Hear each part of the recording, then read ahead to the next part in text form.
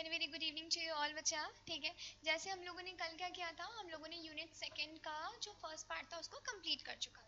ठीक है ना। तो कल हम लोगों ने जिस चीज़ की बात की थी वो हमारे क्या क्या चीज़ें थी। तो हमने कल साइटोस्केलेटन की बात की थी। हमने देखा था कि कहाँ पर क्या क्या चीज़ें हैं, मतलब माइक्रोट्यूब्यूल्स की बात करिए, एमएफएफ्स की बात करिए, एमटीएस की बात करिए, आईएफएफ्स की बात करिए, ये सारी चीज़ें देखा था। ठीक है, तो आज एक बहुत ही इंपॉर्टेंट टॉपिक है, कह सकते हैं टॉपिक क्या है, ये एक सेल ऑर्गेनेली का पार्ट है बेटा।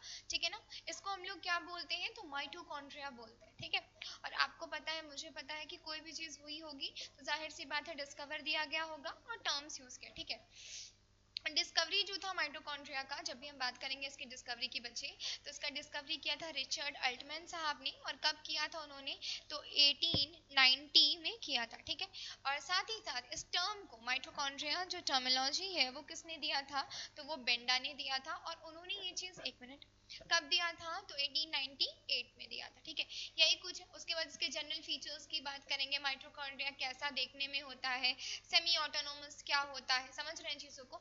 और उसके बाद ही साथ की माइटोकॉन्ड्रिया का स्ट्रक्चर कैसा होता है, आउटर मेम्ब्रेन है, इनर मेम्ब्रेन है। ठीक है, अंदर की तरफ भी मेम्ब्रेन होता है, क्रिस्टी पाया जाता है, मैट्रिक्स पाया जाता है, डीएनए पाया जाता है, राइबोसोम्स पाया जाता है, और भी बहुत सारी चीजें। ठीक है, तो आज का मेन स्ट्रक्चर जो है वो किसके बारे में है, तो माइटोकॉन्ड्रिया। तो माइटोकॉन्ड्रिया को स्टार्ट करने से पहले सबसे पहली चीज दिमाग में आती है क्या। ठीक है, तो शुरुआत में बताया गया और पढ़ाया भी जाता है कि माइटोकॉन्ड्रिया की जब भी बात करेंगे तो वो किस में आता है, वो एक सेल ऑर्गेनेली में आता है। और माइटोकॉन्ड्रिया का काम क्या होता है, तो it is a powerhouse of the cell, मतलब कि एनर्जी प्रोवाइड करना। और इसी एनर्जी को प्रोवाइड करने के लिए कुछ कह सकते हैं आप कि कुछ साइकिल्स चलते हैं, जिसको हम लोग ईटीएस बोलते हैं। ठीक है, या उसी को हम लोग क्या बोलते हैं, कीमो ऑस्मोटिक हाइपोथेसिस, जिसको कलेक्टिवली क्या बोलते हैं, तो ऑक्सीडेटिव फॉस्फोराइलेशन, जिसमें प्रोटॉन्स वगैरह देखा जाता है, क्या गया इनर कॉन्टिनेंटल मैट्रिक्स में क्या हुआ, ये सारी चीज। ठीक है, तो चलिए फिर इसको शुरू करते हैं, देखते हैं क्या क्या चीजें हो सकती हैं। चलिए देखिएगा, सबसे पहले हम लोग किसकी बात करेंगे, तो माइटोकॉन्ड्रिया की। तो first and the foremost thing ये क्या है, तो एक तरीके का सेल ऑर्गेनेली है। और आपको मैं 1000 बार बता चुकी हूँ, सेल के अंदर जो भी लिटिल ऑर्गन्स पाए जाते हैं उसको हम लोग क्या बोलते हैं, तो सेल ऑर्गेनेली बोलते हैं, उस पर हमको कोई डाउट नहीं होना चाहिए। ठीक है, नेमली इसको क्या बोलते हैं, तो it is a powerhouse of the cell.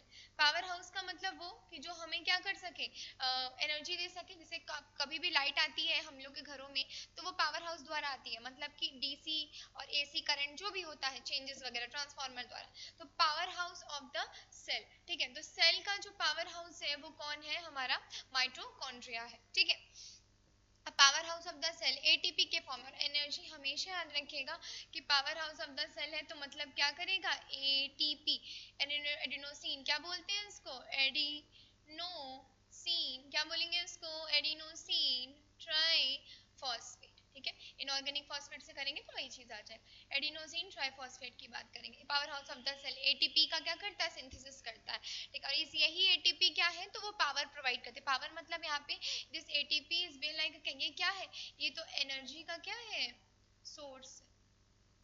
Energy का क्या है यहाँ पे, सोर्स। ठीक है, ये सारी चीजें थोड़ा सा देख लीजिएगा। अच्छा, इसके बाद नेक्स्ट पॉइंट पे आ जाते हैं, अपने पॉइंट पे आ जाते हैं। ठीक है, तो डिस्कवर्स की बात करेंगे। डिस्कवर मतलब डिस्कवर कौन किए थे, तो डिस्कवर्ड बाय, छोटा छोटा सवाल है, डिस्कवर बाय, कौन डिस्कवरी किए थे इसका, तो इसकी डिस्कवरी के लिए कौन आए थे, अल्टमैन साहब आए थे, जिनका पूरा नाम क्या था, रिचर्ड, क्या बोलेंगे इसको, रिचर्ड अल्टमैन, क्या बोलेंगे इसको, रिचर्ड अल्टमैन। ठीक है, कौन सी ईयर में डिस्कवर हुई थी, तो 1890 में, किसमें, 1890 में। लेकिन ये टर्म जो है, समझने की कोशिश करिएगा, ये टर्म जो माइटोकॉन्ड्रिया है ये किसने दिया था, कि टर्मिनोलॉजी को उसने कौन यूज किया था, तो the term was used by, कौन यूज किया था इसको, तो इसको बेंडा यूज किया था। कौन यूज किया था इसको, बेंडा यूज किया था। कौन यूज किया था इसको, बेंडा यूज किया था। और कब यूज किया था उन्होंने इस चीज को, तो 1898 में। कब यूज किया था बेटा, 1898 में। ठीक है, एक इम्पॉर्टेंट है, थोड़ा सा ध्यान रख लीजिएगा। तो एमसीक्यू वगैरह आप जब बनाने बैठेंगे ना, तो ये सब थोड़ा सा एमसीक्यू का पार्ट है ये सब। ठीक है, एमसीक्यू का ये सारी। ठीक है, अब आ जाते हैं इसके जनरल फीचर्स पे, माइटोकॉन्ड्रिया के जनरल फीचर्स पे। जनरल फीचर्स बोल लीजिए या जनरल कैरेक्टरिस्टिक्स की बात करें, तो उसको भी हम लोग डिसाइड कर लेते हैं। आ जाते हैं इसके जनरल कैरेक्टर्स पे, जनरल, हाँ ये सारी। अब आ जाते हैं इसके किस पे, तो जनरल किस पे, फीचर्स पे, जनरल फीचर्स मतलब जो जैसा होता है वैसे ही बात करेंगे, ठीक है। चलिए, तो सबसे पहले इसका फर्स्ट जनरल फीचर देख लेते हैं। तो माइटोकॉन्ड्रिया की बात करोगे ना, तो एक तो ये सेल ऑर्गेनेली है, मुझे भी पता है, आपको भी पता है। तो माइटोकॉन्ड्रिया कैसा है, तो सेल्फ रेप्लिकेटिंग है। अब खुद का डीएनए, खुद का राइबोसोम्स है ना, तो अगर ये खुद का है तो इसको एक टर्मिनोलॉजी से इंट्रोड्यूस कराओ। इसको क्या बोलोगे, इसको बोलोगे सेमी ऑटो क्या नॉमस, क्या बोलोगे इसको, सेमी ऑटोनॉमस, ऑर्गेनली में आएगा। सेमी ऑटोनॉमस का मतलब सेल्फ रेप्लिकेटिंग, खुद का डीएनए, खुद का आरएनए, ये सारी चीजें, ठीक है। और ये क्या हो जाएगा, मेम्ब्रेन बाउंड होगा। कैसा होगा, मेम्ब्रेन माने परत होगी, इस पे कवरिंग प्रेजेंट होगा, ठीक है। तो इसको क्या बोलेंगे, मेम्ब्रेन बाउंड क्या ऑर्गेनली। किस नाम से फेमस होगा ये, मेम्ब्रेन बाउंड ऑर्गेनली, ठीक है। क्लियर हो रही है चीजें, कहाँ पे कैसा हो रहा है, ये सारी चीजें। चलो, ये तो इसकी पहला जनरल कैरेक्टर। नेक्स्ट आ जाते हैं जनरल कैरेक्टरिस्टिक्स में ही दूसरी बात करते हैं इसकी साइज की, ठीक है। साइज कितना होगा, तो 0.5 से लेके 10 नैनोमीटर तक, ऑलमोस्ट माइक्रोमीटर, माइक्रोन की जब बात करेंगे माइक्रोमीटर तक, तो वही आ जाएगा, ठीक है। तो इसकी साइज की बात कर लो, ठीक है। साइज में क्या आ जाएगा, साइज कितना हो जाएगा इसका, तो 0.5 टू 10 माइक्रोमीटर, माइक्रोन वगैरह आप समझते हैं ना, उसकी बात कर रहा है, ठीक है। नेक्स्ट आ जाते हैं इसके शेप पर। इसका शेप भी तो होगा, शेप भी तो होगा, क्योंकि सबका है तो ये क्यों पीछे हटे भाई, इसका भी शेप होगा ठीक है। तो इसका शेप कैसा हो जाएगा, बहुत तरीके का हो जाएगा, ओवल हो जाएगा, ठीक है। फिलामेंटस हो जाएगा, फिलामेंटस मतलब क्या होता है, धागे की तरह हो जाएगा, ओवल हो जाएगा, फिलामेंटस हो जाएगा। फिलामेंटस हमेशा याद रखिएगा, कोई भी स्ट्रक्चर अगर फिलामेंटस हो रहा है तो वो धागे के रूप में होगा, ठीक है। तो बेटा ओवल हो जाएगा, स्फेरिकल हो जाएगा, फिलामेंटस हो जाएगा, ब्रांच्ड हो जाएगा, ठीक है। ओवल फिलामेंटस हो गया, फिर क्या हो जाएगा, ब्रांच्ड हो जाएगा, ब्रांचिंग होगी, पतले पतले ब्रांचेस में प्रेजेंट होगा। एक देखेंगे तो नॉर्मली दिखेगा, ऐसे देखने बैठेंगे तो बहुत सारी चीजें मैटर करेंगी, ठीक है। समझ आ रही है चीजें, ठीक है। ध्यान रखिएगा कहाँ पे क्या हो रहा है, कैसा नहीं हो रहा है, ठीक है। नेक्स्ट क्या आ जाएगा, ओवल फिलामेंटस, आपका मन है तो आप गोला भी लिख सकते हैं, मतलब कि स्फेरिकल, ठीक है। तो दीज आर द शेप, ये सब क्या है बाबू, शेप की बात करें, किसकी बात करेंगे, शेप की बात करेंगे, ठीक है। होता क्या है, देखिए नंबर वैरी करता है, जैसे कि मसल सेल की बात से माइटोकॉन्ड्रिया भी, माइटोकॉन्ड्रिया का क्या काम है, एनर्जी प्रोवाइड करने का, ठीक है। तो अगर माइटोकॉन्ड्रिया एनर्जी प्रोवाइड कर रहा है, इसका मतलब आप हार्ट को जानते हैं, मसल्स को जानते हैं, लिवर को, सबको क्या चाहिए, एनर्जी चाहिए। बिना एनर्जी का कोई काम कर पाएगा, नहीं कर पाएगा, ठीक है। तो नंबर वैरीज, नंबर वैरीज का मतलब ये होता है कि थोड़ा ज्यादा होता है, किसमें होता है, मायोसाइट जानते हैं, मसल के सेल्स को मायोसाइट्स बोलते हैं, और हेपेटोसाइट जो लिवर के सेल्स होते हैं, इन दोनों में क्या होता है, माइटोकॉन्ड्रिया थोड़ा ज्यादा होता है। तो नेक्स्ट आ जाएगा टॉपिक पे क्या, नंबर वैरीज। चलिए नेक्स्ट पेज इंक्लूड करते हैं और नेक्स्ट लिख देते हैं क्या, नंबर बेसिस पे, नंबर वैरीज, क्या बोलेंगे इसको, number of, number of varies का मतलब ये है कि नंबर कितना हो जाएगा, ठीक है। तो नंबर इस केस में क्या हो जाएगा, इस केस को थोड़ा ध्यान दीजिएगा। तो इसमें क्या हो जाएगा, नंबर वैरीज में, ठीक है। ज्यादा, ज्यादा मतलब क्या, हाई हो जाएगा, किस में ज्यादा होगा, तो हमारे मसल सेल में, ठीक है।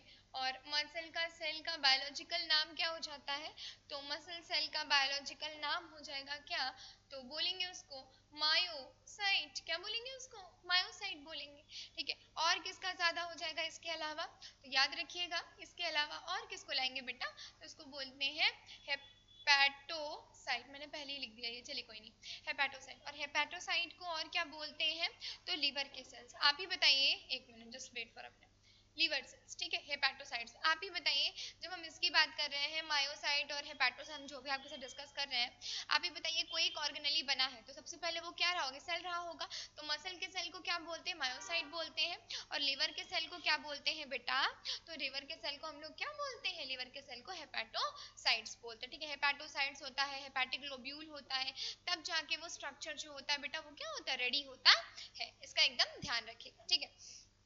यूकैरियोटिक सेल में क्या होगा, आरबीसी, जो आरबीसी होता है, ठीक है, हमेशा याद रखिएगा जब भी बात करेंगे, एक्सेप्शनल है। आरबीसी में क्या होता है, माइटोकॉन्ड्रिया प्रेजेंस नहीं होता है, लेकिन यूकैरियोटिक सेल में क्या होगा, माइटोकॉन्ड्रिया प्रेजेंट होगा। चाहिए ही चाहिए, चाहिए क्यों चाहिए, क्योंकि एनर्जी बनाना है, एनर्जी का प्रोडक्शन कराना है। अब उसके लिए कौन सा प्रोसेस है, दैट इज अनदर थिंग, ठीक है। नेक्स्ट आ जाते हैं, ये सब जनरल कैरेक्टरिस्टिक्स चल रहा है बच्चा, ठीक है। नेक्स्ट किस पे आ जाते हैं, तो यूकैरियोटिक सेल। यूकैरियोटिक सेल में क्या होगा, यूकैरियोटिक मतलब मतलब जिसमें न्यूक्लियस होगा, यूकैरियोटिक सेल में प्रेजेंस होगा, प्रेजेंट क्या, माइटोकॉन्ड्रिया, एम्प्टी क्या होगा, माइटोकॉन्ड्रिया प्रेजेंट होगा, ठीक है। एक्सेप्शन की बात कर रहा है यहाँ पे, एक्सेप्शनल बोला ना वहाँ पे, एक्सेप्शन की बात, तो एक्सेप्शनल केस में क्या आ जाएगा, exception is always there in this also. RBC की बात, आरबीसी का मतलब रेड ब्लड सेल्स, याद रखिएगा आरबीसी को क्या बोलते हैं, रेड ब्लड सेल्स बोलते हैं, हमेशा याद रखिएगा रेड ब्लड सेल्स बोलते हैं आरबीसी को, ठीक है। और ये मैं आपको पढ़ाई थी तो बताई भी थी कि आरबीसी के फॉर्मेशन को क्या बोलते हैं, तो एरिथ्रोपोइसिस बोलते हैं, क्या बोलते हैं, एरिथ्रोपोइसिस, एरिथ्रोपोइसिस का मतलब आरबीसी का फॉर्मेशन। और दो चीज तो एकदम हमेशा रट के रख लीजिएगा, बोन मैरो में होता है फॉर्मेशन, कहाँ होता है, बोन मैरो में होता है, लीवर में भी होता है, स्प्लीन में भी होता है, यॉर्क सैक में भी होता है, लेकिन बोन मैरो जो है वो नेचुरल केस होना चाहिए, तो बड़ा है तब, ठीक है। और इसका ग्रेवयार्ड क्या होता है, तो स्प्लीन, और स्प्लीन है क्या बेटा, एक तरीके का लिम्फेटिक ऑर्गन, तो ये सब चीजें याद रखिए, सब चीजें भूलिए मत, ठीक है ना। अगर एक चीज लिख रहे हैं तो उसके बारे में सारी चीजें आपको पता होनी चाहिए। और रेड ब्लड सेल का काम क्या होता है, तो ऑक्सीजन को क्या करना, ऑक्सीजन को लेकर चलना, मतलब ऑक्सीजन का ट्रांसपोर्ट करना।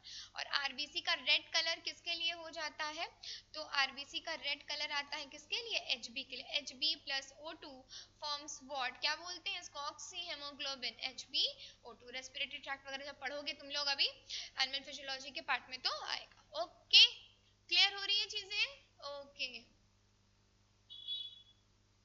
तो ये सारी चीजों पे थोड़ा ध्यान दीजिएगा, इंपॉर्टेंट है बेटा, पूछा जाता है तो उसमें दिक्कत नहीं आनी चाहिए, ठीक है। चलिए ये तो उसके कुछ कैरेक्टर्स हो गए, अब हम बात करते हैं मेम्ब्रेन की, ठीक है, इसके मेम्ब्रेन की बात करेंगे, ओके।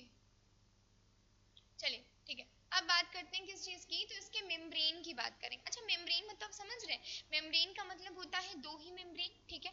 तो एक क्या हो जाएगा बाहर का मेम्ब्रेन, और एक क्या हो जाएगा अंदर का, और बीच में जो प्रेजेंट है वो क्या होगा, मैट्रिक्स होगा। हमेशा कभी कभी किसी का भी डायग्राम बनाते हैं तो बाहर का देखते हैं, अंदर का देखते हैं, बीच का जो भी होता है वो अपनी जगह पर होता है। तो इसका जो होगा आउटर मेम्ब्रेन कुछ और काम करेगा, इनर मेम्ब्रेन कुछ और काम करेगा, सारा क्या हो जाएगा, अलग अलग हो जाएगा। एक मिनट बेटा, आ रहा है इसमें, इसको मैं सही कर लेती हूँ थोड़ा, ठीक है। चलिए तो इसको हम लोग थोड़ा सा डिस्कस कर लेते हैं आउटर मेम्ब्रेन। जैसे कि अगर मैं माइटोकॉन्ड्रिया का स्ट्रक्चर बना के आपको दिखा देती हूँ, कोई दिक्कत नहीं है यहाँ पे, देखिए ऑब्वियस सी बात है बाहरी हिस्सा है तो बाहरी पार्ट बन रहा है, ठीक है। अभी जब कीमो ऑस्मोटिक पढ़ेंगे ना तो उसमें और बढ़िया से आपको पता चलेंगी चीजें क्या है क्यों है। ये फोल्डिंग्स है, जितनी ज्यादा फोल्डिंग होती है उसको क्रिस्टी के नाम से बोलते हैं, उभार जिसको आप लोग बोलते हो, है ना, मैट्रिक्स वाले पोर्शन पे, और भी बहुत सारी चीजें, ठीक है।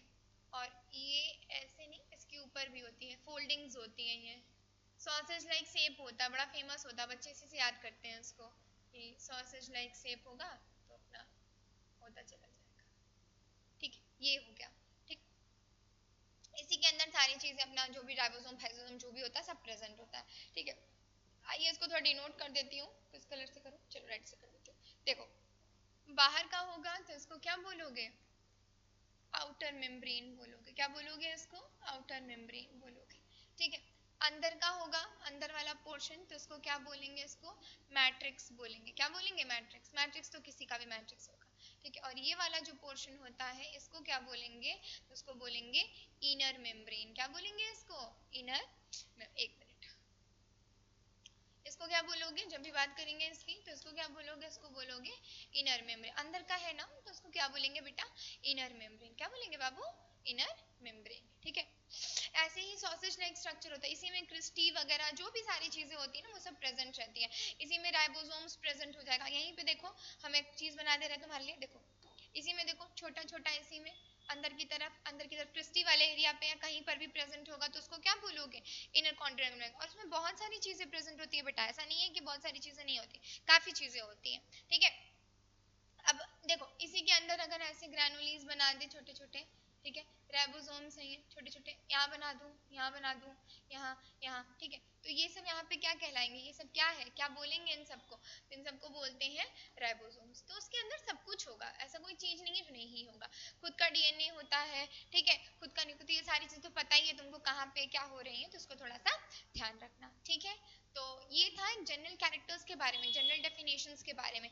जो ऑक्सीडेटिव फॉस्फोराइलेशन है जो तुम लोग को पढ़ना है ना, वो इसी के अंदर पढ़ोगे। इसी को अंदर का मतलब ये होता है कि क्रिस्टी वाले एरिया में इनर माइटोकॉन्ड्रियल मैट्रिक्स जिसको बोलते हैं, या तो उसी में हम लोग या इनर मेम्ब्रेन के नाम से उसको बोलते हैं इंटर मेम्ब्रेन स्पेस, या उसको बोलते हैं माइटोकॉन्ड्रियल स्पेस। ठीक है, उसका मेनली काम होता है प्रोटॉन पंप में। वहाँ का पीएच भी क्या होता है, कम होता है। जब रेस्पिरेशन का प्रोसेस पढ़ाया जाता है तो वहाँ का पीएच कम पाया जाता है। क्यों? क्योंकि वहाँ पे प्रोटॉन ग्रेडियंट पंप लगा होता है। और वो जो प्रोटॉन ग्रेडियंट पंप का मतलब ये होता है, प्रोटॉन प्रोटॉन मतलब क्या, H+ आयन ल्यूमन से अंदर, अंदर से बाहर होगा। तो ये सारी चीजें देखने को मिलती है। ठीक है, समझ आ रही है चीजें? चले तब थोड़ा सा आगे बढ़ा जाए। चलिए ठीक है, अब बात कर लेते हैं इसके स्ट्रक्चर पे बात कर लेते हैं। ठीक है, तो स्ट्रक्चर में क्या होते हैं, डबल मेम्ब्रेन पाया जाता है। डबल मेम्ब्रेन में क्या, आउटर मेम्ब्रेन बाहर का हिस्सा हो जाएगा, बीच में क्या होगा तो इंटर मेम्ब्रेन स्पेस बोल लीजिए, इसको माइटोकॉन्ड्रियल स्पेस होता है। और फिर क्या होता है, इनर मेम्ब्रेन होता है। ठीक है, बाहर का मेम्ब्रेन क्या होता है, स्मूथ होता है, परमिबिलिटी होती है। परमिबिलिटी किसके लिए होगी, तो कुछ पोरीन्स के लिए होती है। पोरीन्स क्या होते हैं, तो वोल्टेज गेटेड, जो मतलब कहने का मतलब ये है वोल्टेज वाले जो आयंस होते हैं, मतलब जो प्रोटॉन पंप आयंस की बात कर रहे हैं उसकी बात करें। ठीक है, क्लियर हो रही है चीजें? ठीक है, ट्रिप्टोफेन नाम का एक मॉलिक्यूल है, उसके मेटाबॉलिज्म में अलोंग विथ फैटी एसिड का जो लॉन्ग चेन बनता है उसमें भी कहीं ना कहीं कुछ एंजाइम्स को निकालेगा ताकि बहुत सारी चीजें हो पाए। ठीक है, तो चलो आ जाओ उसके स्ट्रक्चर पे नेक्स्ट ऐड करते हैं। अब आ जाते हैं स्ट्रक्चर ऑफ माइटोकॉन्ड्रिया पे, आज वही कराना ही है आपको। चलिए अब किसके बारे में बात कर लेते हैं, तो स्ट्रक्चर के बारे में, स्ट्रक्चर ऑफ माइटोकॉन्ड्रिया।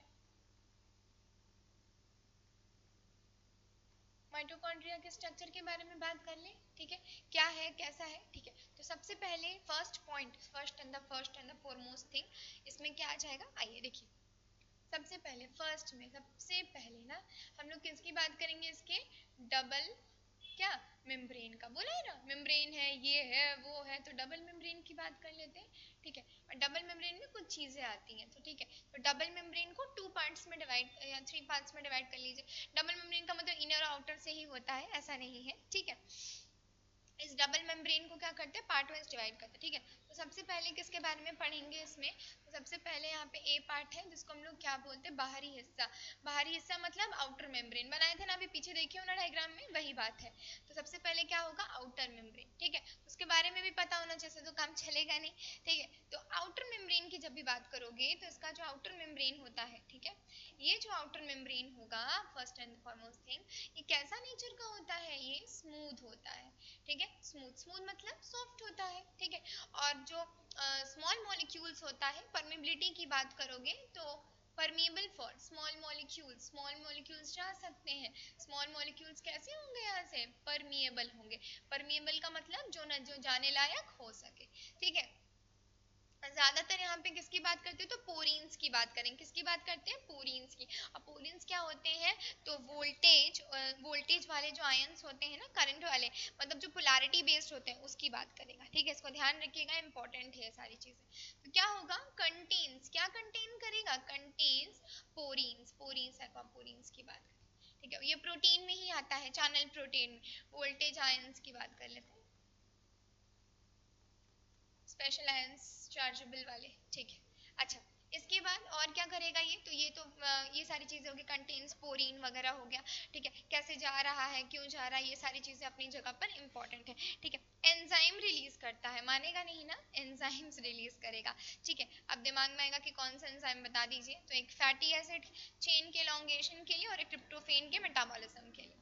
तो फैटी एसिड तो जान ही रहे हैं आप लोग, फैटी एसिड चेन मॉलिक्यूल के लिए करेगा एक, ठीक है, प्रोसेस में आएगा। ठीक है, और एक क्या करेगा, ट्रिप्टोफेन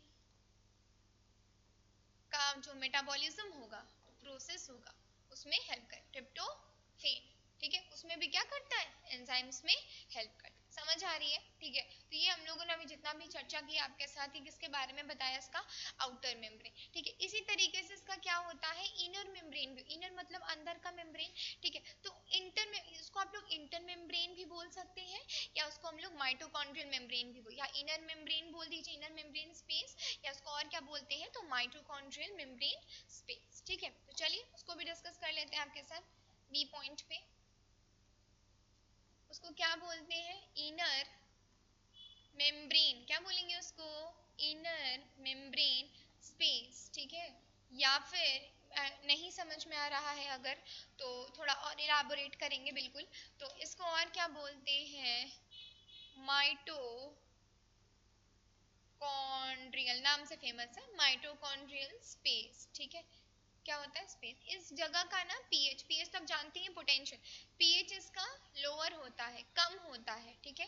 रीजन क्या है इसके पीएच के लो होने का, रीजन है, क्या रीजन है, तो रीजन है यहाँ पे रेस्पिरेशन से, रेस्पिरेशन का प्रोसेस होगा, ठीक है। और उस वजह से due to proton gradient, due to protons या प्रोटॉन के एक्यूमुलेशन से, ड्यू टू प्रोटॉन्स, प्रोटॉन्स का मतलब यहाँ पे किसकी बात कर रहा है, H प्लस की, किसकी बात कर रहा है, H प्लस की। ये कुछ चीजें एकदम ध्यान रखिएगा, गड़बड़ाना नहीं चाहिए, ठीक है। प्रोटॉन ग्रेडियंट की बात, ड्यू टू प्रोटॉन, जब रेस्पिरेशन का प्रोसेस होगा तो प्रोटॉन्स क्या होगा, अंदर से बाहर और बाहर से अंदर जाएगा ना, तो उस कंडीशन की बात कर रहे हैं, ठीक है। तो ड्यू टू प्रोटॉन यहाँ पे क्या होगा, ड्यू टू प्रोटॉन यहाँ पे क्या, पंपिंग, जब प्रोटॉन्स क्या करेगा, पंप करेगा, due to proton pump, respiration के प्रोसेस में ल्यूमन से, थैलाकॉइड से, जो भी सारी जो चीजें होती हैं बेटा उसकी बात करेगा, ठीक है। You are getting the points no, ठीक है। तो ये क्या होता है, इंटरमेम्ब्रेन स्पेस। कभी कभी इसका थिकनेस भी पूछ लेता है, तो थिकनेस याद रखिएगा, लमसम हो जाता है, ठीक है, तो उसमें थोड़ा सा कर लीजिएगा, एक बार देख लीजिए समझ में आ रहा है कि नहीं, तो फिर हम लोग आगे थोड़ा बढ़ा जाए। थिकनेस इसका कितना होता है, 10 से 20 नैनोमीटर होता है, ठीक है। क्लियर करिएगा चीजों को, जरूरी है समझना, ठीक है। देख लीजिए, जस्ट वेट फॉर 2 मिनट्स।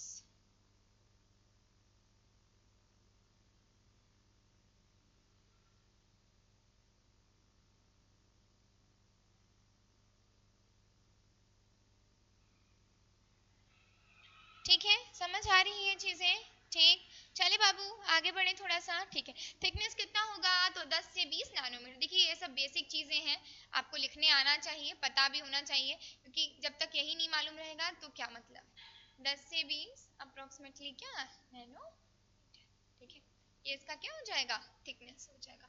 तो ये हम लोगों ने किसकी बात की, आउटर मेम्ब्रेन के बारे में आपको बताया मैंने, और इनर मेम्ब्रेन के बारे में, मतलब इनर मेम्ब्रेन स्पेस का जो खाली स्थान था उसको। अब बात करते हैं इनर मेम्ब्रेन, इनर मेम्ब्रेन मतलब अंदर की तरफ है, ठीक है। इनर मेम्ब्रेन क्या करता है, ईटीएस जो इलेक्ट्रॉन ट्रांसपोर्ट चेन होता है, ठीक है, उसके बाद जो ट्राई कार्बोक्सिलिक एसिड का जो साइकिल चलता है, ठीक है, उसके बाद क्या जो एटीपी पंप वगैरह होता है उसमें क्या करता है, हेल्प करता है, और साथ ही साथ क्या करता है, तो ऑक्सो, ऑक्सी या बोल लीजिए, ऑक्सी बोल लीजिए, ऑक्सीजोम नाम का एक एंजाइम है, उसको भी क्या करता है, रिलीज करता है। ये सारे काम कौन करता है, मतलब और सब मिला के उधर ही से काम होता है, ठीक है। तो इस पे थोड़ा सा ध्यान रखिएगा, कॉम्प्लेक्स फॉर्मेशन में भी हेल्प करेगा बेटा,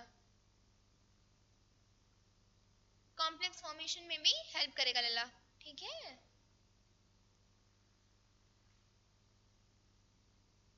कॉम्प्लेक्स फॉर्मेशन में भी क्या करेगा, हेल्प करेगा, ठीक। चले आगे बढ़े बच्चा, ओके चलिए।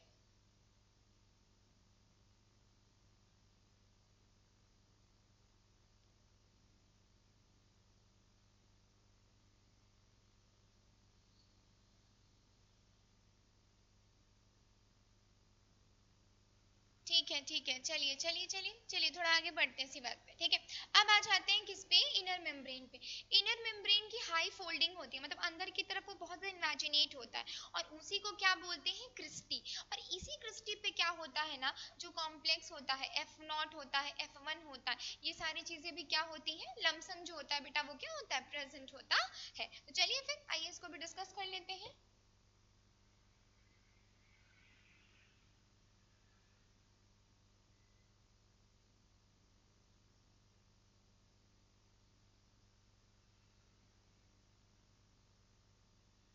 एक मिनट बेटा,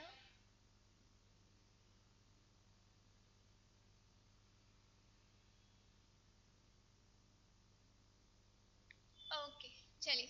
अब आ जाते हैं किसमें, इनर मेम्ब्रेन की बात, लेट्स सी। आ जाइए सी पॉइंट पे डिस्कस कर लेते हैं आपके साथ, किसकी बात करेंगे यहाँ पे,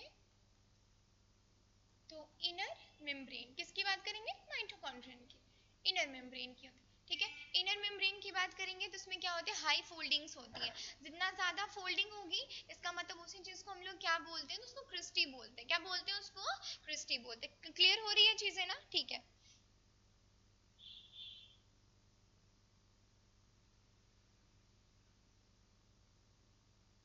ठीक है, इनर मेम्ब्रेन की बात कर रहा है, वही चीजें हैं इनर मेम्ब्रेन। तो इसमें क्या होती है, इनर मेम्ब्रेन को थोड़ा समझने की कोशिश करिएगा। इनर मेम्ब्रेन में क्या होती है यहाँ पे, तो हाई फोल्डिंग्स होती है। क्या होती है यहाँ पे? High foldings. फोल्ड होगा ना, हाई फोल्डिंग्स होती है, अंदर की तरफ होती है। ठीक है, और उसी चीज को हम लोग क्या बोलते हैं, तो उसको बोलते हैं क्रिस्टी। क्या बोलते हैं उसको? क्रिस्टी बोलते हैं। यही जो क्रिस्टी है ना, ठीक है, ये जब हम कॉम्प्लेक्स, जब हम लोग इलेक्ट्रॉन ट्रांसपोर्ट पढ़ेंगे, ईटीएस जिसको बोलते हैं, उसमें कॉम्प्लेक्स 1 से लेके कॉम्प्लेक्स 4 तक की चीजें बनाता है। ट्राई कार्बोक्सिलिक में क्या करता है, तो बहुत सारी चीजें उधर भी हेल्प करता है, और हेल्प करने का काम ही है, तो इम्पोर्टेंट है, पूछा जाता है बेटा इसमें। ठीक है, बहुत बार पूछता है कि ये साइट किसके लिए है, तो ये जो इनर मेम्ब्रेन होता है ये फेमस है, ये साइट होता है। साइट फॉर क्या, किस चीज की बात कर रहे हैं, तो हम लोग बात कर रहे हैं किस चीज की, ईटीएस की, इलेक्ट्रॉन ट्रांसपोर्ट चेन। प्लस किस चीज का, तो ऑक्सीडेटिव, लाइट के प्रेजेंस में हो रहा है ना, तो फोटोफॉस्फोराइलेशन बोलते हैं, ऑक्सीडेटिव फोटोफॉस्फोराइलेशन, ऑक्सीडेटिव फोटोफॉस्फोराइलेशन, जो अभी आप लोग पढ़ोगे अभी इसी के बाद। ठीक है, उसके उसमें आ जाता है। ठीक है, समझ आ रहा है? ठीक है, इसमें फॉस्फोलिपिड बहुत ज्यादा होती है। फॉस्फोलिपिड मतलब कि जैसे मेम्ब्रेन है, बायोलॉजिकल बेसिस पर है ना, तो ये सारी चीजें कॉमन है, ये इंपॉर्टेंट है, पूछा तो नेक्स्ट पूछेगा। तो बायोमोलिक्यूल तो क्या लिखेंगे, रिच इन फॉस्फोलिपिड्स। लिपिड्स में फॉस्फोलिपिड्स की बात करेंगे, इसमें क्या होता है, रिच होता है। ठीक है, छोटे छोटे पॉइंट्स हैं, इनको कलेक्ट करिए। कलेक्ट करने के बाद देखिए, याद तो बहुत चीजें नहीं भी रहेंगी, ये भी बात है। ठीक है, लेकिन थोड़ा सा समझने की कोशिश करिएगा, चीजें बढ़िया रहेंगी। परमेबिलिटी क्या होगी, हाई होगी, हाई परमिएबल।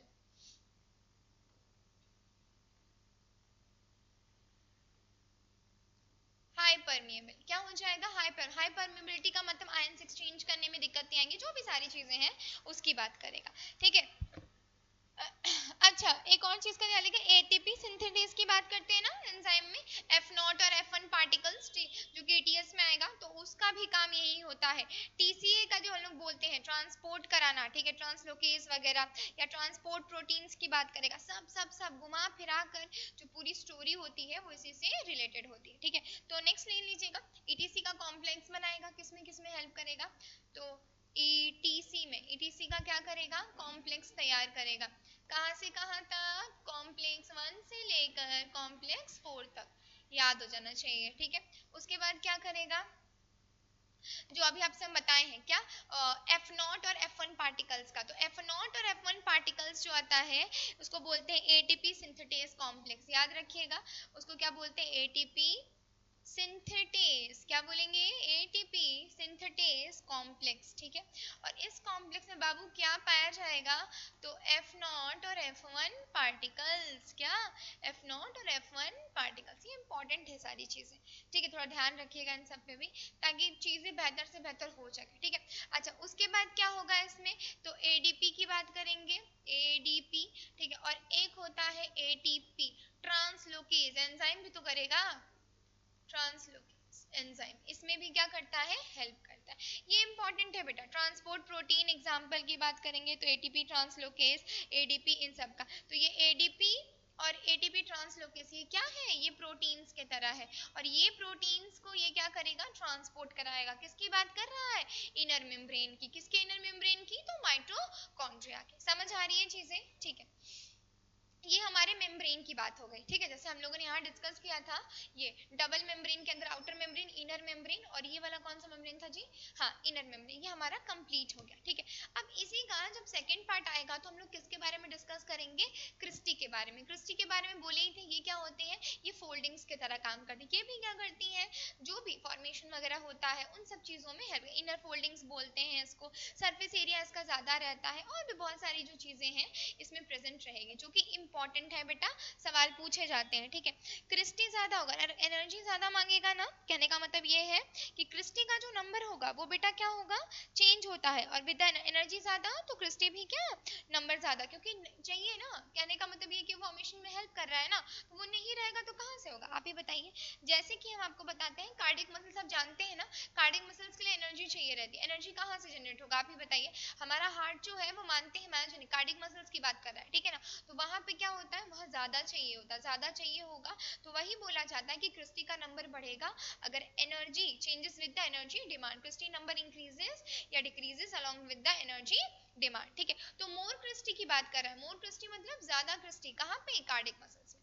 एक एंजाइम है जिसको हम लोग बोलते हैं ऑक्सोसोम करके, वो एंजाइम भी क्या होता है, यहीं से सिक्रीट होता है, ठीक है। तो चलिए आइए इसको डिस्कस कर लेते हैं, दूसरे पॉइंट में इसी को रखेंगे। दूसरा पार्ट होता है उसका, पार्ट वाइज पढ़ रहे हैं ना, तो किसकी बात करेंगे, क्रिस्टी की बात करेंगे, किसकी बात करेंगे, क्रिस्टी की बात करेंगे, ठीक है। तो सबसे पहला पॉइंट जब क्रिस्टी में आएंगे तो क्या हो जाएगा, इनर माइटोकॉन्ड्रियल, क्या बोलेंगे इसको, इनर माइटोकॉन्ड्रियल फोल्डिंग्स, क्या बोलेंगे इसको, फोल्डिंग्स, ठीक है। ग्रूविंग जैसे जो होता है उसकी बात, इनर माइटोकॉन्ड्रियल फोल्डिंग्स की बात करेंगे, ठीक है। नेक्स्ट पॉइंट क्या आ जाता है, सरफेस एरिया ज्यादा होगा, कहीं पर भी सरफेस एरिया ज्यादा हो, कोई भी चीज बढ़िया चले होती है ना, सरफेस एरिया ज्यादा होगा। उसके बाद क्या करता है, एक तो एंजाइम रिलीज करता है, उसने एंजाइम्स का नाम लिख लीजिएगा, उसको क्या बोलते हैं, ऑक्सीजोम्स बोलते हैं, वही एफ नॉट पार्टिकल्स ऑक्सीजोम, ये एमसीक्यू का पार्ट बन सकता है, ठीक है, इंपॉर्टेंट है तो पूछेगा भी, MCQ, ठीक है। ऑक्सीजोम के बारे में बात कर रहा है, ठीक है ना। नेक्स्ट पॉइंट आ जाते हैं इसमें, ठीक है। ये सरफेस एरिया हो गया, माइटोकॉन्ड्रियल फोल्डिंग हो गया, क्रिस्टी मतलब फोल्डिंग्स को करना, और भी बहुत सारी जो चीजें हैं, ठीक है। जैसे मैंने आपको अभी एक चीज बताया था कि cristae number increases along with the energy demand, तो याद रखिएगा क्रिस्टी नंबर इंक्रीजेस कैसे, अलोंग विद किसकी बात कर रहा है, along with energy demand, energy demand के अकॉर्डिंग सब चलेगा, ठीक है। एग्जाम्पल अगर लेना हो तो रख लीजिएगा इसमें, क्या एग्जाम्पल में क्या आ जाएगा, मोर ज्यादा, किसकी बात कर रहा है, कार्डियक क्या मसल्स की, किसकी बात कर रहा है, कार्डियक मसल्स की, मोर इन कार्डियक मसल्स, ठीक है। क्लियर हो रही है चीजें, एक बार चैट सेक्शन में बता दीजिएगा, अभी पता चलेंगे फिर क्या है क्या नहीं।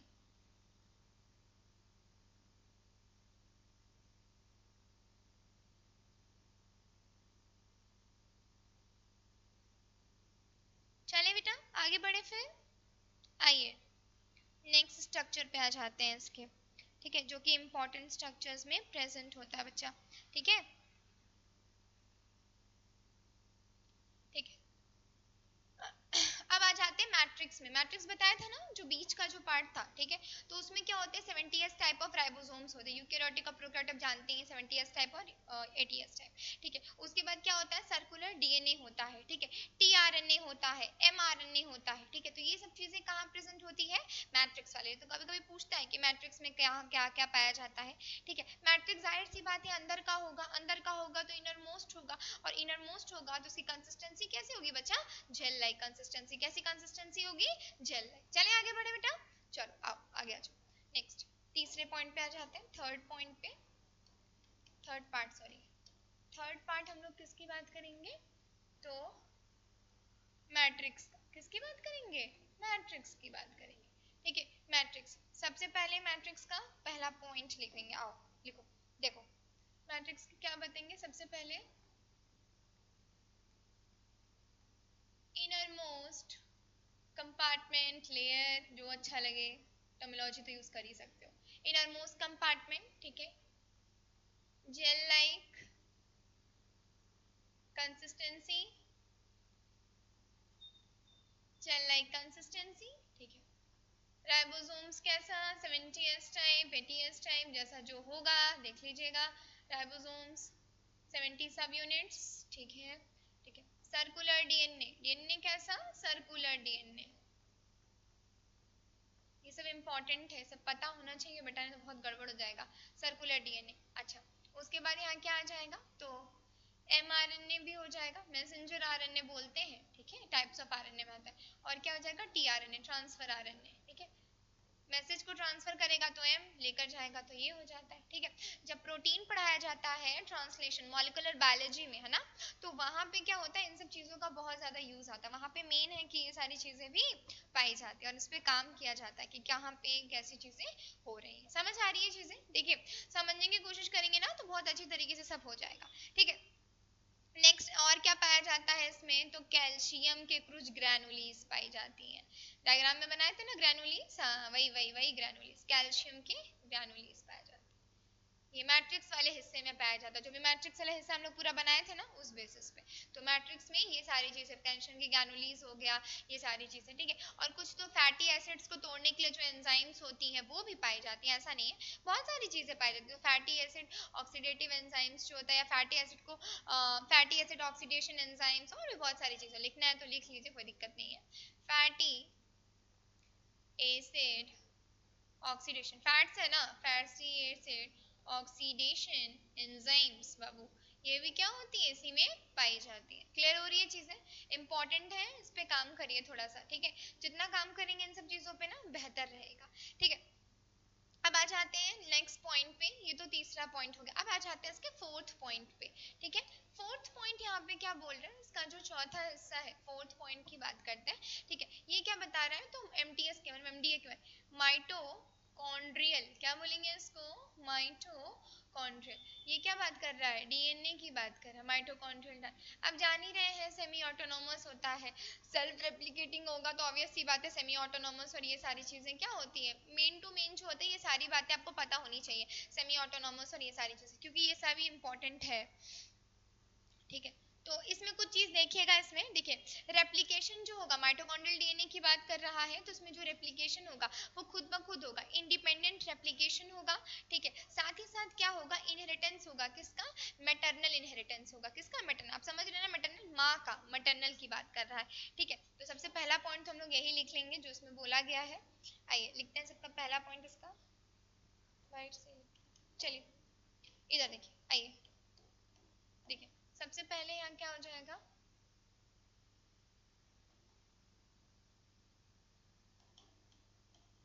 इनहेरिटेंस, कैरेक्टर्स का आना, इनहेरिटेंस, मैटरनल इनहेरिटेंस, कैसा, मैटरनल, मैटरनल, ठीक है। अच्छा, उसके बाद ये कैसे प्रेजेंट होंगे, तो रिपीटेड डिवीजन होगा, डिवीजन होगा तो वो कैसा होगा बेटा, रेप्लिकेटेड इंडिपेंडेंटली बोलते हैं, क्या बोलते हैं उसको, रेप्लिकेटेड इंडिपेंडेंटली। रेप्लिकेशन का फेनोमेना डीएनए में तो चलता ही है, उसके बिना तो काम ही नहीं चलेगा है, रेप्लिकेशन नहीं होगा, ट्रांसक्रिप्शन नहीं होगा तो कैसे काम होगा, आप ही बताइए। रेप्लिकेटेड इंडिपेंडेंटली, किसी की जरूरत नहीं होती ना, उसको इंडिपेंडेंटली ही बोलेंगे, क्यों,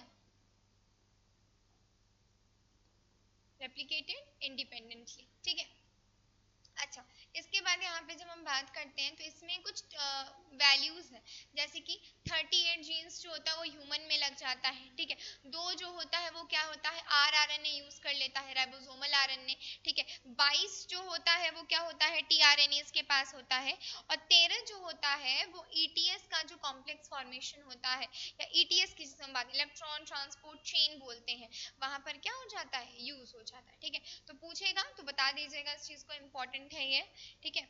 और कभी कभी इसमें पूछा भी जाता है, पूछा नहीं भी जाता, ठीक है। तो 37 इन ह्यूमन जीन याद रखिएगा, 37 इन ह्यूमन जीन, ठीक है। 22 इन ETS इलेक्ट्रॉन ट्रांसपोर्ट सिस्टम, 17 की बात करेगा तो कार्बोक्सिलिक एसिड साइकिल में, और दो कहाँ पर होता है, तो आरआरएनए, ठीक है। और आरआरएनए क्या होता है, याद रखिएगा इस चीज को, राइबोसोमल आरएनए को आरआरएनए बोलते हैं, क्या बोलते हैं आरआरएनए को, राइबोसोमल आरएनए। समझ आ रही है चीजें, ठीक है, इंपॉर्टेंट है ये सारी चीजें, इस पे काम नहीं करेंगे ना तो दिक्कत आना शुरू होगा, ठीक है, ठीक। तो ये समझ में आया, ये इसके माइटोकॉन्ड्रियल डीएनए के बारे में था, ठीक है। 22 जो होता है वो उसमें यूज हो जाता है, ओके। एक मिनट बेटा, शायद वैल्यू में थोड़ी दिक्कत आ रही है, बस 2 मिनट रुक जाइएगा। ठीक है ठीक है, नहीं सही है सही है। हम्म, ठीक है, जो भी साइकिल्स वगैरह होता है, जो भी करते हैं नहीं है, तो उन सब में इन सब का यूज आ जाता है। ठीक है, तो ईटीएस इलेक्ट्रॉन ट्रांसपोर्ट सिस्टम बोल लीजिए या इलेक्ट्रॉन ट्रांसपोर्ट चेन बोल लीजिए। ठीक है, सीएस बोल रहे हैं तो इसको भी ध्यान रखिएगा, ईटीएस। अब चेन की भी बात कर सकते हो, ईटीसी इलेक्ट्रॉन ट्रांसपोर्ट चेन। ठीक है, और 22 यहाँ पर किसकी बात करेंगे, 22, 13 कहाँ ह्यूमन चेन में यूज हो जाएंगे। ठीक है, 37 ह्यूमन चेन में आ जाएगा, 13 कहाँ जाएगा, ईटीएस की एक्टिविटी में आ जाएगा। ठीक है, और 22 की जब हम बात करेंगे 22, 22 कहाँ आ जाएगा, टीआरएनए में। कहाँ पे, टीआरएनए, ट्रांसफर आरएनए की बात करेंगे। ठीक है, क्लियर हो रही है चीजें। ठीक है, ये किसके बारे में था, ये मैट्रिक्स के बारे में था और माइटोकॉन्ड्रियल डीएनए के बारे में था। ठीक है, वही माइटोकॉन्ड्रियल डीएनए जो कि सर्कुलर इन शेप और ये वो जो आप लोग कहते हो ना सारी चीजें, वो हो जाएगी। क्लियर हो रही है चीजें, एक बार चैट सेक्शन में बता दीजिएगा समझ आ रहा है कि नहीं। ठीक है, अब बात करते हैं इसके राइबोसोम की। नेक्स्ट प्रॉपर्टी आती है पांचवी, ऐड करते हैं स्लाइड को, पांचवी प्रॉपर्टी तक बैठते हैं बेटा, फिफ्थ प्रॉपर्टी। ठीक है, पांचवी प्रॉपर्टी में क्या हो जाएगा, राइबोसोम की बात करेंगे। किसकी बात करेंगे बेटा, राइबोसोम्स की बात करेंगे। ठीक है, जैसे बैक्टीरिया में होगा वैसे ही होगा, तो सेम एज बैक्टीरिया के से बोलते हैं, राइबोसोम है तो जाहिर सी बात है फंक्शन क्या हो जाएगा, प्रोटीन का सिंथेसिस करना। ठीक है, तो चलिए इसको बता देते हैं आपको। देखिए, राइबोसोम की बात करेंगे, 70s type as in bacterial cell, compare कर दिया ना बैक्टीरियल सेल, तो बच्चा बैक्टीरियल सेल यहाँ बोल रहा है, that means it talking about what, prokaryotes की बात कर रहा है। किसकी बात कर रहा है, प्रोकैरियोट्स की। यूकैरियोट्स तो होंगे नहीं, बैक्टीरिया क्या होता है, पूरा का पूरा मोनेरा क्या होता है, प्रोकैरियोट्स होता है। ठीक है, और क्या करेगा, फंक्शन क्या होगा, तो प्रोटीन का सिंथेसिस कराना। क्या कराना, प्रोटीन का सिंथेसिस कराना। राइबोसोम का यही काम होता है, इसीलिए इसको और क्या बोलते हैं, तो protein factory of the cell. इसीलिए राइबोसोम को प्यार से क्या बुलाते हैं, यहीं पर क्या बुलाते हैं इसको, protein factory of cell, protein factory. Energy, protein, ये सब चीजों का थोड़ा ध्यान रखिएगा, इंपॉर्टेंट है। ठीक है, और यहाँ पे इसमें कुछ पॉइंट्स को मैं स्टार मार्क कर दे रही हूँ ताकि आपसे अगर पूछे तो आप थोड़ा इसमें गड़बड़ाइएगा मत। ठीक है, ये याद रखिएगा, राइबोसोम्स कैसा होता है, एमसीक्यू का पार्ट बनेगा। सर्कुलर डीएनए होता है, ये एमसीक्यू बनेगा। कौन कौन से आरएनए आर प्रेजेंट, इसको ध्यान रखिएगा। और एंजाइम्स, फैटी एसिड का होता है, ये छोटा छोटा सब एमसीक्यू का पार्ट बनेगा। ठीक है, यहाँ पर आते हैं तो मैटरनल की पैटर्नल पूछेगा, इनहेरिटेंस तो मैटरनल कर दीजिएगा। ये थोड़ा सा देख लीजिएगा, ये चार्ट इंपॉर्टेंट है। ठीक है, स्टार मार्क हम कर दे रहे हैं, आप लोग इसको थोड़ा देख लीजिएगा। ठीक है, चलिए स्लाइड पे चलते हैं अपने। चलिए नेक्स्ट आ जाते हैं राइबोसोम्स। राइबोसोम्स के बाद लास्ट में क्या आ जाएगा, आइए देखते हैं छठवां प्रॉपर्टी क्या हो जाएगा।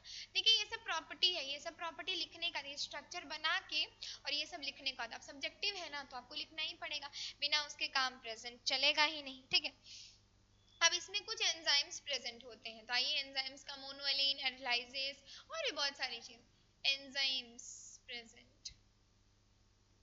तो एंजाइम जाहिर सी बात है बाहर अंदर दोनों होगा। ठीक है, तो सबसे पहले हम लोग किसकी बात, सबसे पहले मेम्ब्रेन्स को लिख ली जाइए। सबसे पहले क्या हो जाएगा, आउटर मेम्ब्रेन की बात करेंगे।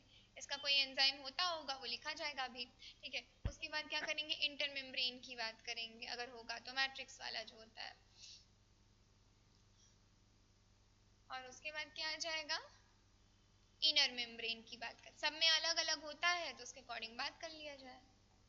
ट्रांसलोकेज वगैरह सब में अलग अलग होता है, डिफरेंट डिफरेंट एंजाइम्स, कोई सेम नहीं होता। ठीक है, और एंजाइम्स होना तो मतलब क्या है, हमें कुल मिला के क्या कराना है, ईटीएस चलवाना है और भी बहुत सारे काम हमें करवाने, इसी वजह से सारी चीजें प्रेजेंट होती है। इनर मेम्ब्रेन मैट्रिक्स वाला जो पोर्शन आ जाएगा ना, ये आ जाएगा, या इनर मेम्ब्रेन कर लीजिए, inter membrane, inner membrane matrix भी आप कर सकते हैं इसको, अगर मन हो तो उस चीज को मैट्रिक्स भी लिख सकते हैं। मैं लिख देती हूँ आपको, ज्यादा बेटर पड़ेगा। मैट्रिक्स की बात कर रहे हैं। ठीक है, और इसको हम लोग इनर मेम्ब्रेन कर देते हैं, ज़्यादा बढ़िया होगा क्योंकि इजी पड़ रहा है ना, तो वैसे ठीक पड़ेगा। ठीक है, एक आता है मोनो अलाइन करके, एनहाइडेज करके एंजाइम होता है बेटा, वो उसमें प्रेजेंट है। मोनो क्या बोलते हैं उसको, मोनो अमाइन ऑक्सीडेज। एक मिनट बेटा मैं देख लेती हूँ।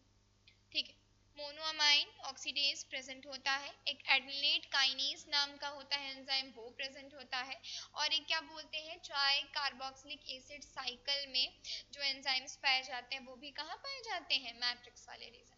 तो याद रखिएगा मोनो क्या बोलेंगे उसको, मोनोअमाइन, मोनोअमाइन। नेक्स्ट क्या हो जाएगा, एडेनिलेट, एडेनिलेट क्या हो जाएगा, काइनेज, एडेनिलेट क्या हो जाएगा, काइनेज। ठीक है, मोनोअमाइन ऑक्सीडेज एंजाइम का नाम बेटा याद करना पड़ता है, इंपॉर्टेंट है तो करना पड़ेगा। ठीक है, तो क्या लिखेंगे इसको, मोनो अमाइन, मोनो अमाइन क्या, ऑक्सीडेज। कहने का मतलब ये है ना कि ये सारी चीजें इंपॉर्टेंट है, एंजाइम्स आपको पूछा जाएगा तो आपको करना पड़ेगा। मोनो अमाइन क्या, ऑक्सीडेज की बात करेंगे, ये हो गया पहले वाले का। ठीक, इनर मेम्ब्रेन का क्या हो जाएगा, तो एडेनिलेट काइनेज, क्या नाम बोले थे उसका, एडेनिलेट, ADAN वाला। ठीक है, एडेनिलेट, एडेनिलेट क्या बोलेंगे इसको, काइनेज बोलेंगे। और यहाँ मैट्रिक्स में क्या प्रेजेंट होता है, तो ट्राई कार्बोक्सिलिक एसिड साइकिल में जो एंजाइम्स लगते हैं ना बेटा, वो सब कहाँ प्रेजेंट होता है, यहाँ पे प्रेजेंट। तो ये भी MCQ का पोर्शन बन सकता है। ठीक है, कि आउटर वाले में क्या, इनर वाले में क्या, और मैट्रिक्स वाले में क्या। ठीक है, MCQs बनेगा। मोनोअमाइन ऑक्सीडेज, एडेनिलेट काइनेज, ये सब MCQ है। ठीक है, छोटे छोटे MCQs जो होते हैं वो सब्जेक्टिव बेसिस पर पूछे जाएंगे, ऑब्जेक्टिव बेसिस पर, तो उसमें आपको बताना पड़ेगा कि क्या है, कैसा है और क्यों है, क्योंकि इंपॉर्टेंट होता है, जरूरी सारी जो चीजें होती है इंपॉर्टेंट है, उसके लिए आप कुछ भी नहीं कर सकते हो। ठीक है, क्लियर हो रही है चीजें, एक बार देख लीजिएगा फिर से सारी चीजें कहाँ पे क्या हो रहा है। Okay,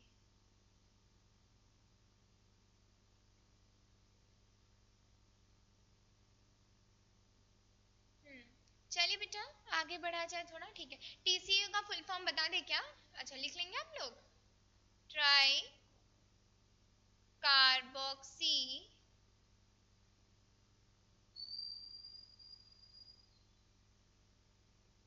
acid cycle, try carboxy acid cycle. ठीक है, ट्राई कार्बोक्सी एसिड, ठीक है, साइकिल्स अलग अलग चलते हैं, oxidative phosphorylation, F1 particles, lumen proton से आना, क्या होना, वो ऑक्सीडेटिव का पार्ट है, जिसमें ETS वगैरह का चेन है, बहुत सारी चीजें जो होती है ना बेटा उस पर वो डिपेंड रहता है, तो इसको थोड़ा सा ध्यान दीजिएगा, उस पर थोड़ा सा गड़बड़ मत करिएगा। ठीक है, चलिए नेक्स्ट आ जाते हैं लास्ट प्रॉपर्टी जो हम लोग बात करते हैं, किस चीज की, सेमी ऑटोनॉमस की। देखिए सेमी ऑटोनॉमस का मतलब क्या होता है, सेल्फ रेप्लिकेटिंग, सेल्फ रेप्लिकेटिंग होना, खुद का DNA होना, खुद का राइबोसोम होना, लेकिन लेकिन लेकिन लेकिन डिपेंड करेगा किस पे, न्यूक्लियर जीन पे, डिपेंड किस पे करेगा, न्यूक्लियर जीन पे। ओन DNA होगा, ओन राइबोसोम होगा, ठीक है, प्रोटीन का सिंथेसाइज करेगा, लेकिन नेचर कैसा होगा, सेमी ऑटोनॉमस। ठीक है, तो नेक्स्ट आ जाते हैं प्रॉपर्टी पे, आई थिंक ये लास्ट प्रॉपर्टी रहेगी, आइए देख लेते हैं थोड़ा सा, लास्ट छठवां था ना वो, हाँ ठीक है, ओके फाइन। नेक्स्ट प्रॉपर्टी पे आ जाते हैं, सातवें प्रॉपर्टी पे। ठीक है, सातवां प्रॉपर्टी माइटोकॉन्ड्रिया का क्या है, सेमी, सेमी मतलब सेल्फ, ऑटो, ऑटो माने सेल्फ होता है, ऑटोनोमस, एक मिनट फास्ट लिख लीजिए तो ऐसे हो जाता है। चलिए, सेमी ऑटोनोमस, सेमी ऑटोनोमस की बात करेंगे। ठीक है, सेमी ऑटोनोमस का मतलब कैसा हो जाता है, सेल्फ बेसिस पर बात करते हैं। ठीक है, तो DNA होगा तो सेल्फ रेप्लिकेटिंग होगा, तो कुछ कैरेक्टर्स आप लिख सकते हो इसमें, जैसे कैसे कैरेक्टर्स आप लिख सकते हो बेटा, कैरेक्टर्स कैसे लिखाएगा इसमें, तो ये क्या हो जाएगा, सेल्फ रेप्लिकेटिंग हो जाएगा, सेल्फ रेप्लिकेटिंग हो गया। ठीक है, सेल्फ बेसिस पे जब रेप्लिकेट करना है सेल्फ रेप्लिकेटिंग हो गया। ठीक है, own DNA, synthesis, some protein, ये सब कैरेक्टर में आ रहा है, कुछ प्रोटीन को भी क्या कर देगा, सिंथेसिस कर देगा। ठीक है, ओन DNA, ओन राइबोसोम्स, अगर ये कर ही रहा है तो ओन बोल ही देते हैं, ओन क्या, राइबोसोम्स। ठीक है, बट इन सब के बावजूद भी, मतलब इतनी गरीबी है फिर भी देख लीजिए मान नहीं रहे हैं सब। ठीक है, इन सब के बावजूद भी, बट डिपेंड्स ऑन क्या, nuclear DNA, but depends on nuclear क्या बात कर रहा है इसमें, न्यूक्लियर की बात कर, और न्यूक्लियर यहाँ पे क्या बात कर रहा है, यहाँ पे मेनली जीन की, but depends on nuclear gene, ये इसका ध्यान रखिएगा थोड़ा सा, ठीक है, इंपॉर्टेंट है। Semi autonomous, self replicating, own DNA synthesize, some protein, own ribosomes, ठीक है। सेमी ऑटोनॉमस का मतलब होता है डीएनए भी होगा, खुद का राइबोसोम्स भी होगा, सेल्फ रेप्लिकेटिंग भी होगा, और माइटोकॉन्ड्रिया के अंदर ये सारी एक्टिविटीज प्रेजेंट होती है। लेकिन फिर भी वो क्या होता है, कहीं ना कहीं वो न्यूक्लियर जीन पे क्या होता है बाबू, डिपेंड होता है, न्यूक्लियर जीन पे क्या होता है, डिपेंड होता है, ठीक है। तो ये तो इसके कुछ स्ट्रक्चर्स रहे बेटा जो कि इंपॉर्टेंट है, कहाँ से आ रहे हैं, कौन सा आ रहा है, क्रिस्टी का फॉर्मेशन क्या होता है, माइटोकॉन्ड्रियल मैट्रिक्स क्या होता है, इन सब पे थोड़ा सा चलिए एक क्विक रिवीजन देते हैं फटाक से आपको। देखिए यहीं से शुरुआत किया था माइटोकॉन्ड्रिया के बारे में, क्या powerhouse of the cell वगैरह, एनर्जी, सेमी ऑटोनॉमस पार्ट इसका देख लीजिएगा, नंबर के बेसिस पर, यूकैरियोटिक सेल के बेसिस पे एक स्ट्रक्चर भी बनाया था नॉर्मलाइज तरीके से, ये कहाँ पे, मैट्रिक्स में, मेम्ब्रेन पार्ट में क्या चीजें प्रेजेंट होती है, ribosome, outer membrane, inner membrane, ये सारी चीजें, ठीक है।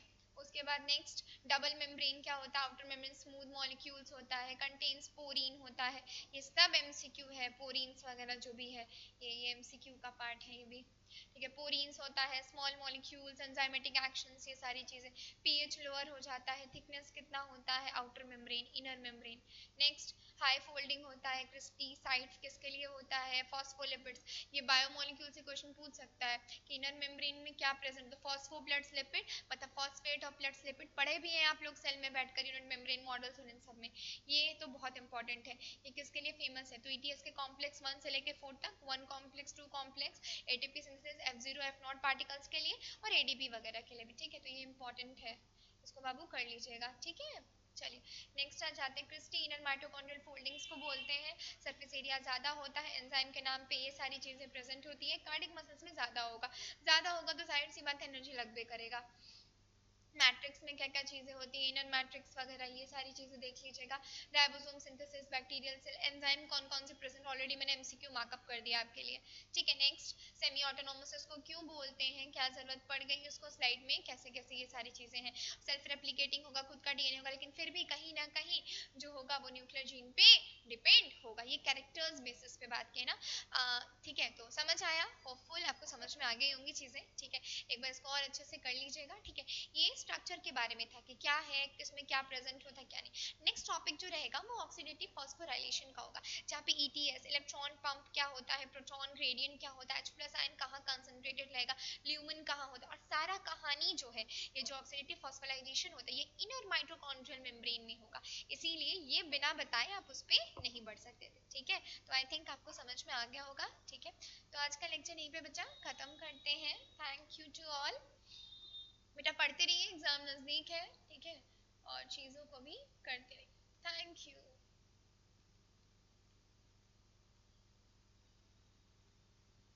बाय बेटा।